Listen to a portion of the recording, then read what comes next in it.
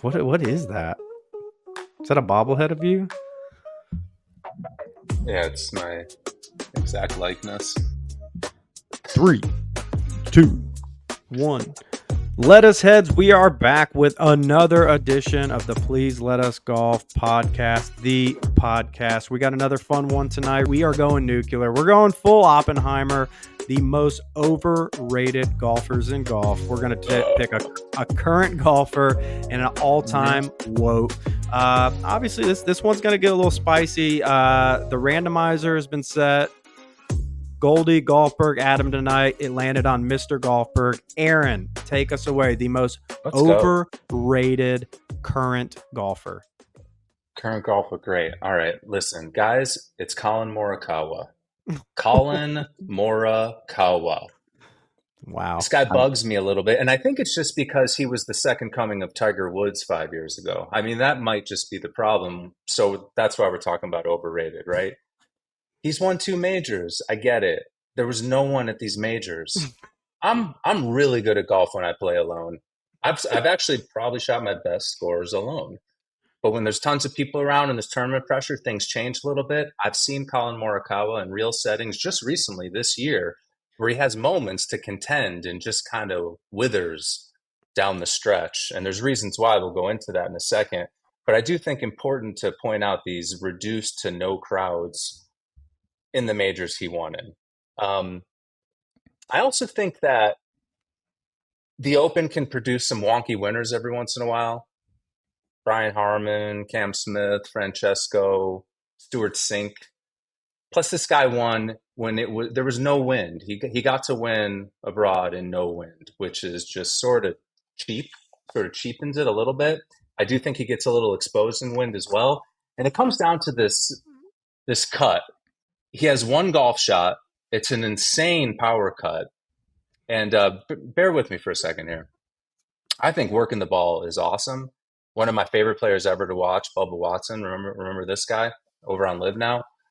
So much swagger in that swing, and he could work it in so many different ways. But as an artist working the ball, he kind of looked like an artist, and his body moved, and his hands moved, and all these things. And I feel like Colin is like trying to do that with like this engineer's body and like this exact kind of swing, and that's why he gets caught. I really think that if he had a little more swagger in his swing, he could get that ball flight down a little bit, but he just these pop up fades in the wind. It's an over fade because I think he's a little late. Look at me now. I'm getting into a swing now, but I just don't think he's nearly as good as everyone might think he is. No, what bothers Let's get me into it. is he won two majors, and then everyone just crowned him as like, oh, this guy's gonna win. I don't know, 7, 8, 9 majors. This dude is just so good. And man, his putting is awful. Like he Yeah, hits, we didn't like you get said, there. he hits that one little baby cut, but like he went to the claw a few years ago, and like that was like a band-aid, it was a little bit of a band-aid. Hmm. And I don't trust guys that they start, messing around with different putters and different, the claw and all these. I don't Yeah. like it, man. Whew, that's a tough one. I'm not going to dive deep other than saying I get it. I definitely think he's got a No, couple what'd you think fake. of my swing analysis? He's a good swing analysis. Couple fake majors. That's where I was going. The cut has just seems to it's gotten more cutty. Like it's not a baby fade. Hmm. It's a lot of movement. Yeah, Um, and that just seems like again a little one trick pony for me. Also, personality wise, kind of seems like a board. I was gonna say a wet board. He just oh, seems like a wet board. It's a nice nothing way of I putting it. interesting about him. it just I don't know. I mean, again, when he gets hot with as good as he is with irons, I understand, but I feel like it's very conditions dependent, and I don't know, not my thing. I'm good with it. All right, I'm gonna take the 2 slot here. This is gonna be look. I'm prepping myself. I'm gonna take a deep breath. The live bots are gonna be coming at me. Um, I'm going after the mangy dog, Mr. Cameron Smith, Cam Smith. Look, let me first say I enjoy watching him golf. He's one of my favorite golfers to watch. But my biggest pet peeve of being a golf sicko for the last 20 years is every time in the post-Tiger era that somebody has a good 6 to 12-month stretch, everyone goes, they're the best golfer in the world. The big golf media and the alt golf media was anointing Cam Smith as potentially the best golfer in the world. He was having a good streak, don't get me wrong, but let's go over some facts. What do we got? We got 6 PGA Tour wins. He's 31 years old. It's not a 23-year-old. We're not talking about like Colin Morikawa's mid-20s or whatever. This guy, he's in his 30s. He did win an Open Championship with an absolute, race to the end, shooting a 30 on the back nine with 0 mile per hour wind at the old course. Didn't Rory Definitely has choke, though?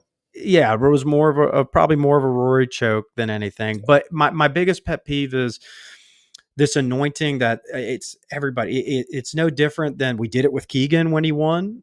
We did it with Jason Duffner when he won. We did it with Jason Day. There's just a difference between those guys and that actual like your generational top few players like a Dustin, a Brooks, a Rory. But the second someone has a good 6 to 12 months, that's not golf. You have to stipulate that you are that guy for 5 years, 7 years, 10 years before you can just get anointed that you are a legit top 5 player in the world. I don't buy it. I don't like it. So he kind of got wrapped up in that. Also, he's not a long hitter of the golf ball. That's going to be constraining for the modern game. He also has a nuclear miss, that super interstellar ball, that high right WTF. Where did that come from? That Love creeps in. Obviously, the thing I love, one of the best putters, one of the best putting strokes. We love that. We're putter, make putting hard Putter again. first. Yeah, we're putter first. So again, love Cam Smith in terms of watching him play, but never really considered him to be a top 5 golfer in the world. He might have another good run in his career where he's a top 5 player for a period of time. I consider him more of a top 20-ish player, and he'll float between 5 and 20. And that's okay, but he is severely overrated. Case closed. With a name like Cam, I get it. It's a very cookie cutter name. Colin, Cam. Another Cam almost made this. We won't go there Mhm. yet, but he was very close to making this. But I felt like Cam Smith. Live bots beware, but it was Cam Smith for me. I think everyone Adam? just wants him to really succeed because he is like an awesome like golfer to watch, and he's got like the trash stash, the the mullet. He's kind of like an Australian like John Daly, almost. But yeah, his swing and his putter. Like, gosh, I just love watching him play. Yeah. He's got Yeah, some like phenomenal like TikTok videos hitting some ridiculous chip shots. Yeah, his short game is nasty. And he's super aggressive too, which gets him into some trouble.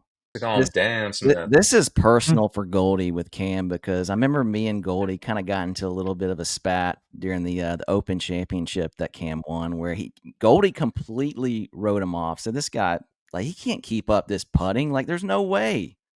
Yeah, I mean, it is. He's calling me a data golf guy, but he's riding with something that does not historically result in you being able to consistently separate yourself from the field. As good of a putter as the good putters are, you got to have the power, and then you got to have the iron proximity, right? And I think the iron proximity, he's up there, but without the power. But St. Andrews You was were throwing out neutralizing. the total feet of putts made stat. Like, this is not sustainable. He's made 225 feet of putts. And it shouldn't have been, but good on him. I'm not taking away the W. I'm just saying he ain't a top 5 golfer in the world. Hell yeah. Adam, let's kick it over to you. Oh man, I'm actually really nervous tonight about some of these takes that I'm gonna have. I don't know, but it's kind of a common theme tonight. Like both of you guys have mentioned like the guys that you are saying are overrated. It's mostly because they won a major or two, and then like everybody went crazy, and it's like, oh, this guy's gonna win multiple majors. He's this, he's that. And that's why I got to go with Mr. Scotty Scheffler. I hate to do it. I hate to do it. Look, we all know Scotty is incredible. And everybody's saying that, you know, tee to green, this is the best iron player we've seen since Tiger. It's just getting old. And I gotta pour a little cold water on it. Okay, so he obviously has the two major wins at Augusta, but outside of that, I mean, Those are good. Those are good, but outside of that, his major resume at the other places are just not great. So if you would allow me to quickly run down his major performances outside of Augusta. All right, so in 2022, he won the Masters. He then went to the PGA at Southern Hills. He got cut. He went to 2022 U.S. Open at Brookline. It was a T2, so that was probably his best performance. I'm going to give him that one. The 22 Open at the Old Course, T21, not competitive. The 23 Masters, T10. He finished 8 shots back from Rahm, so really, really non-competitive T10. The 23 PGA at Oak Hill, he backdoored a T2. He shot like 5 under. You remember that was Brooks' tournament all the way. He didn't have a chance. All right, so 23 U.S. Open at LACC, third place, 3 shots back from Wyndham. The 23 Open at Liverpool, T23, not good. And that brings us to 24. Okay, so he wins the Masters again. All right, and then he goes to Valhalla. Look, I'm willing to throw. I'm willing to throw a little. Wait! Didn't he win like 6 tournaments in a row, including the Masters? Hey, we're not talking about that right now. We're talking about the majors. Okay. Oh, you're right. So, sorry. Look, we know what happened at the PGA. I'm willing to reach across the aisle and say, hey, let's just throw that one out. Okay, little incident there with the Louisville Police Department. But then he goes to the U.S. Open at Pinehurst, which I feel like really fit him. T41. That's not good, guys. That's not going to get it done. And then finally, this last major of the year at Royal Troon, a T7 was never. I mean, through 36, he had a shot, but he just kind of, I don't know, got wiped out to sea there the last couple of rounds. So I guess that's my first point. Is like he's got the 2 Masters, but I really need to see in some of these other majors like really show up and like really be there. So are you saying your definition or you're applying he is overrated from the context of like he's now starting to be in the conversation with the top 10, 15 players of all time, and you got to see a little more in the majors? We're hearing like Tiger comparisons. That's my whole thing. Like when we're like, this is the best anyone's hit it since 2000 Tiger. Yeah, TrackMan. Can we just point out that his caddy completely screwed him at the PGA Championship? This guy got arrested, showed up to his tee time, shot like a 67, shot another 68 the next day. His caddy leaves him, and he has the friggin' church usher who's carrying his bag for him. He doesn't know what to do. He's giving him wrong clubs. The guy, like, it was odd, and he cost him the tournament. Ted shows up Sunday. He's playing good again. I mean, just what are caddies for, man? What are we doing? Aaron, real with quick. This caddy sitch. Aaron, real quick. You brought up, what about these, the other 6 tournaments he's like won this year? Like, hey, that's a fair point.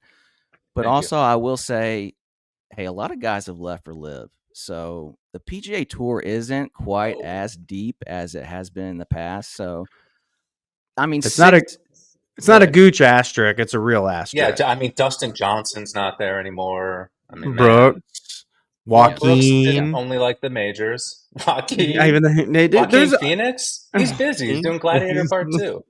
Aaron Wright. No, I mean, it is legitimate that. Who's the guy that looks like you, who kind of contends a lot? Tim Robinson? No, he's always got he always wears all blue, the glasses, the live guy. The blue, who? Dean Burmess? Yeah, Shit. This got to derail quick. All right, so Scotty, my first. Well, you were going down that outside of the fact that everyone's going to cancel our podcast now because we said Scotty Scheffler is overrated. But compelling argument. I will say this about Scotty. My fear is he seems to lose his mind anytime golf becomes non-predictable. Case in point, some of the stuff at Pinehurst, and then certainly you saw this past week. Yeah, even this past week when it's their elevation changes. It That's not really fine. not necessarily conditions, but it's like when the course itself has a little bit of unpredictability. He seems to not like that. He's very like he hits a shot and he's like, I hit that into the 2-degree upslope. That ball has to stop. And Listen, man. there's an element of that. And the last point I'll make, interestingly enough, Pinehurst and the Open Championship were like his two worst putting performances of the year. And again, it's on unique greens that you normally don't play on the PGA Tour. Uncomfortable false fronts and edges all around. So just definitely that putter is gonna probably wreak havoc on what his cap of majors could be, but it's also say like he hits the ball better than I anybody's think hitting. his caddy fucked him again with those greens. I come down to Georgia. You showed me how to read those greens. I was draining everything. But If you you carried might be a his better bag, putter than him. no, he's good. He is a good putter, and No, his he's putter out was of my this last world. point. His putter was my last point. He switched the mallet, and I think that's been a Band-Aid, but I don't think that's It's going to not a work forever. Band-Aid. I don't think it's going to work forever. He has a good stroke. Hey, No, he's 2025 is a very important year for Scotty. I think he 2025. has You heard it here first. hell yeah. okay, Let's fight fine. about it. No, you think I he's think got he a good. needs more help reading greens. Yeah, I think it's much more of a green reading issue than it's not a technical issue. His stroke looks solid. And I also think, kind of that record you rattled off didn't sound that bad to me. Yeah, Just for the record, there I was saw quite a some few decent. It's a very T2, nice T3. it's a very And he nice just Wikipedia page, but you got to dig in. Like I said at Oak Hill, that T2. I mean, he was nowhere near Brooks, and he just shot a 5 under in the last round to Yeah, backdoor that okay. T2. Yeah. Yeah, Mm-hmm. man, Well, that was the surprise of the evening so far for me. I didn't think we'd have Scotty Scheffler Just on wait. the overrated list. Stay tuned. another phenomenal swing. Wow. Yeah, it's cool stuff. Wow. All right. So we're anti Scotty, anti Cam Smith, and anti Colin Morikawa. Unreal, man. Yeah, that's not Scotty where I thought Shep. we're. Yeah, that's great. All right, Mr. Golfberg. This is where it's going to get, I think, a little bit interesting. All time, the most overrated golfer. Yeah. You had a lot of big words in there. All time, right? Like my whole life. It's it means something at this point. I've been around a while. You know, Overrated meaning they kind of sold me short. This is my moment to declare this, right? I'm thinking we've been talking about swings. We've been talking about VJ. We've been talking about Second Coming with Knapp. Um, maybe the best swing of all time is Frederick Couples. I think his real name is Frederick, by the way. But this guy, he only won 15 tournaments and he won one major. Here's a couple of his peers who have better records. Mark O'Mara, 16 wins and two majors. I mean, Mark's a stud, but I'm just saying. Corey Pavin, 15 wins and one major. He has the same stats as Corey Pavin, who's like notorious for, if he can just get to 100 yards, he'll get up and down from anywhere. But he's not winning. He's not winning shit. And Freddie Couples, who is like this notorious absolute badass because he's got so much swagger. He's so good with the crowd. I actually watched him at the Las Vegas Invitational. He was having like a problem with his shoes. He just took off his shoes and his socks, hit a drive, just starts walking down the fairway, just like a pimp. Then he figured out the shoe thing later, but he just doesn't give a shit. It's total badass. But how did this guy only win one major? And then I went back and I watched it because I saw this note. The 12th hole, final round, 1992. Now, I don't know if I watched. I was 12 years old. I've seen it. You know what happens. He fanned his iron. By the way, crazy. I'm watching one thing talk about it's a 165-yard shot, but the note is Joe LaCava gave him 155 yards. I wonder if he misclubbed him. Takes out his 8-iron, fans it a little bit, hits the bank, and somehow does not go in the water. Every ball goes in the water. I mean, how many people? That's killed our guy Jordan Spieth. Molinari lost to Tiger because of that, right? Greg Norman, same thing to Nick Faldo. His ball somehow didn't go in, and I'm thinking, what if it did? He had a 2-stroke lead. He never wins that Masters. Like, who is Freddie Couples? Or That's just that's like that's a good call. Who is Freddie Couples is one of the most hard hitting lines I've ever heard in a golf podcast. And for people that don't know this has to be tough for you because you legitimately love Freddie. he's one of my heroes. Absolutely, one of my guys. Like everything about him. You know what I mean by that. He's got Just the the whole swing. Well, it's your yeah, thing. You love this. He's got the swing, the aesthetic, the tempo. yeah. He can go gloveless, shoeless. He hits cool shots. He's like, He's how you want to be, like just a natural, right? Like this yeah. guy just walks out and just does it because apparently he didn't like to practice. The cell phone at the range, Yeah, just chipping one handed. But yeah, is it like, do you think he just didn't put in the work? I don't think he wanted to. I've kind of read that about him a bit too. He just wasn't. He wasn't like VJ hitting 1,000 shots a day. He just didn't really give a shit.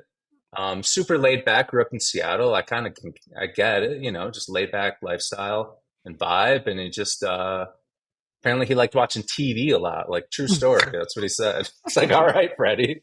Back when you couldn't even like pick what you were watching. What's this guy doing? Should have been I out just golfing. I can't get enough of this stuff. This TV. Oh, Jim Furyk, 17 wins, one major.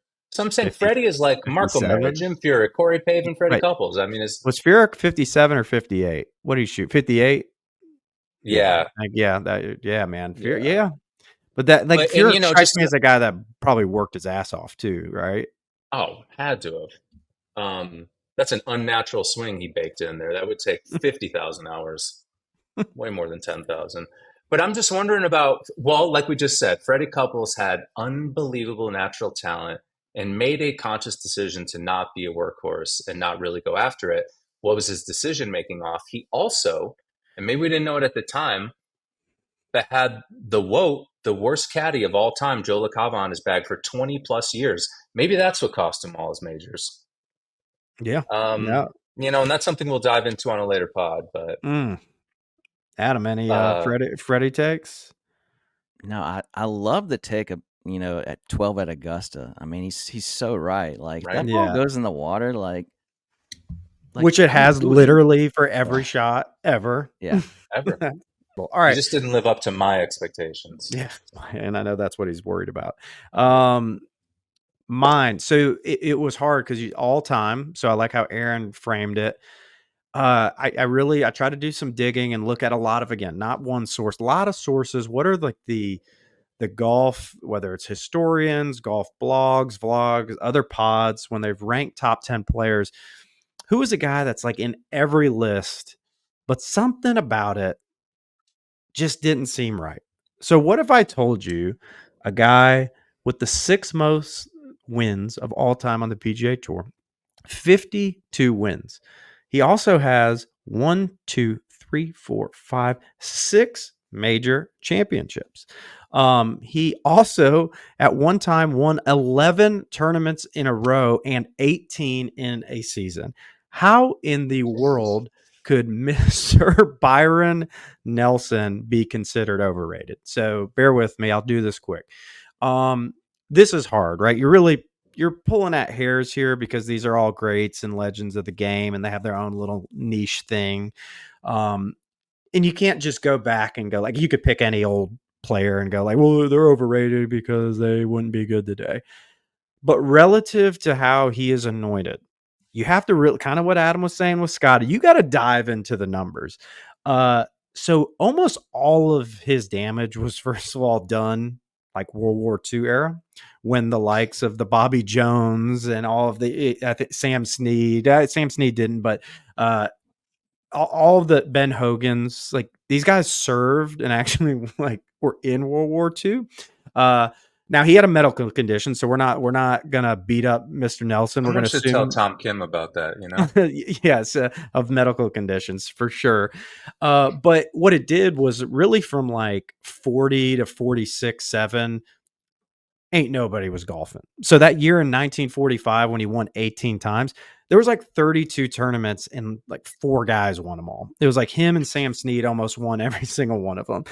He was runner up in like, I think all but like one tournament he didn't win. He was clearly good, but if I compare it to the other people that are in that top 10 conversation, nobody else did all their damage while all of the other greats weren't playing. So really, Sam Snead was the only competition he had while he was amassing everything he did. So, his other that where he won the leading money winner, the AP Male Athlete of the Year, of course, was during the peak of World War II. He won it back to back years. While Bobby Jones is out there designing golf courses, the gentleman of the game. Then he's like a colonel for Normandy, and then then it's just it's just hard because to me he's not Ben Hogan. He's not Walter Hagen. And then it's like you get to like, okay, but so Byron, where does he fit? And if I had to choose one, it's gotta be Byron Nelson. One of his major wins is really tough. The 1945 Masters. So typically, the Masters and Invitational, there's somewhere around 80 to 90 players. The 1945 Masters, 40 players, because everybody was at his World War II. Yeah. 40 players is who he beat. Yeah, he showed up to his Thursday night scramble at his club. Thursday night scramble at his club, and he got a green jacket. But he did. Hey, he did what World War II last longer than 1 year, though. That's what I'm saying. That whole his 52 wins, most of it came like early 40s to mid 40s, and that was when. Oh, I thought he won like 47 tournaments in 1944. Yeah, from 1944 to 45. He just played all of them. But he was the Associated Press male right. athlete. You rattle off these like old school names, and I have these weird, and you don't even know why, but you have these connections, like Sam Snead. That's such a name. Yeah. Like I don't know. I maybe used like rap songs or something. Walter Hagen. That's another one, obviously. But like, yeah, Byron Nelson. I'm like, I don't even remember what it is about that guy that I'm supposed to give a shit about. He won 11 times in a row. How could you like? That's one of those stats that you're like, yeah, like when I hear it. See, this is my brain operates different. Byron Nelson won 11 times in a row and 19 times in 1945. Man, no one's topping that. And then my brain goes like, but does that make any fucking sense? Like, have you golfed competitively before? I wouldn't even want that record. Yeah, like it doesn't even. I don't know. It doesn't make sense. But, Byron, when were you doing all that great work? Yeah. When you had a medical exemption from? Yeah. He's like Trump, man. He's like the Trump of the 40s. Yeah, all his club championships. He's got all his club championships. That's a pretty. I was going to say that take will probably be a cut, but that was a great take, actually. All right. So that's it, Sir Byron Nelson. Let's round it out. The last one, Adam, where are we at? Most overrated golfer of all time. Could you even top Scotty Scheffler? That's impossible. I'm really nervous right now because I'm for sure gonna get hate mail. This guy literally has an army. I'm going Arnold Palmer. Oh my God! It's like the most most beloved human in the game of golf. But okay, hear me out. Okay, look, this is. Oh my God! Aaron flashing up the Bay Hill flag with the Arnold Palmer autograph. Nice. Look, no, this is unreal. This is all. It's just all relative to his popularity versus his actual performance on the golf course. Look, everybody knows he's the king. I mean, he's literally outside of Tiger. He is golf. Like everybody knows Arnold Palmer. But whenever you just kind of look at his stats and break it down, it's kind of Arnold Palmer. Doesn't really match up with his fame. All right, let's see these receipts. Let me provide some supporting docs, okay? All right, so he's got 7 major wins, right? Which it's fine, but I mean, Gary had 9, Jack has 18, Tiger has 15. So I mean, it's great. It's great, but relative to how big he is. Now, he never won the Grand Slam. Gary, Jack, Tiger did. Now, let me ask you guys a question. From the time he won his first major, his first of 7, to the time that he won his last major, what do you think that time span was? How many years? It's either going to be really long or really short. 70 years. Yeah. I mean, it seems like a trick question. I would like to say like 17, but I'm sure the answer is, what is it, like 6? It is 6. Oh, He won his 7 majors Sick. from 1958 to 1964. So No, what was going on? when was the Korean, Vietnam? very short time span, right? All right. So what's interesting about that time span that he won all those majors is Hogan kind of retired from the game right before 1958. And then Jack didn't come onto the scene until around 1962, 1963. So Arnie, he racked up all his majors after Lot of them. Hogan, before Jack, in this short little 6-year span, right? So not So he's really good there. Also, more of an opportunist. I guess you could say that. But it kind of gets a little worse. Okay, so he's got his 7 majors, 4 at Augusta, which Augusta is the easiest major to win. Okay, it's an invitational, typically around 80 players. It's the easiest major to rack up some wins on. He's got 4 green jackets out of his 7 majors. Never won the PGA. Well, that's Who cares? If you're not going to win one, that's okay. Wait, so he All won 1 U.S. Open, 2 Opens, and 4. That's a pretty sick resume. 4 Masters is badass. Look, Any tournament. Again, we're talking about the king, okay? All right, here's my last point. I hate to say this about Arnie. He seems like just such a great guy. He's kind of a choker. A little bit of a choker.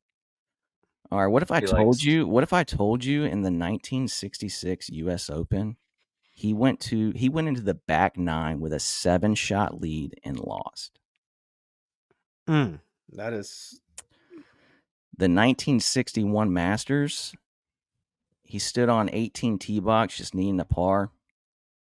Double. It's damning, guys. okay. Do you have one more? You guys are Come on. no. Look, that's really I rest nice my case. Round it out. You guys are very quiet.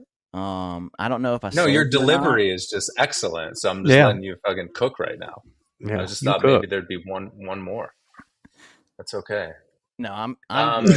Look, the gapping on the years is a really, really interesting point. Obviously, Ben Hogan, another name you hear and you just go, hell yeah, I love Ben Hogan. But yeah, Arnold Palmer's a name you hear and you're like, can I have a drink?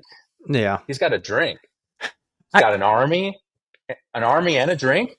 I guess where I struggle is where I didn't do Arnold Palmer specific research, and you did have some compelling reasons.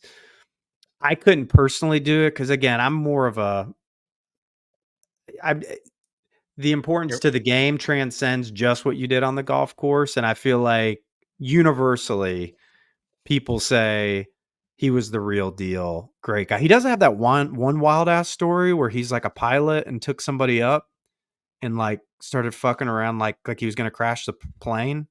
What was that? The Ryder Cup story? Have you heard that story? It's insane. You got to look that up. Like he literally didn't get clearance to take the plane off and he took it off and like just told the guys like that a pilot was coming. He didn't know how to fly or something. And then he just started like fake crashing. Like that's kind of insane. But outside of that, everyone said he's like the nicest guy and he's got a cool swing, like a cool, unique swing. Where is he in also the Pantheon, fantastic style, right?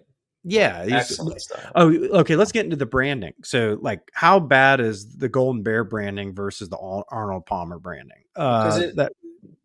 The Golden Bear always looked like a schlub. He was never going to have a great brand. But I know there's more to it than clothes. But yeah, it's and Arnold Palmer courses are like sort of fun and inviting and open and kind of encourage you to hit fun shots and play. And Jack Nicklaus courses are just there to F you in the A with every. Literally a great example. It's an okay course, but the King and the Bear at the World Golf Village or the old World Golf, whatever it's called now, Ponte Vedra.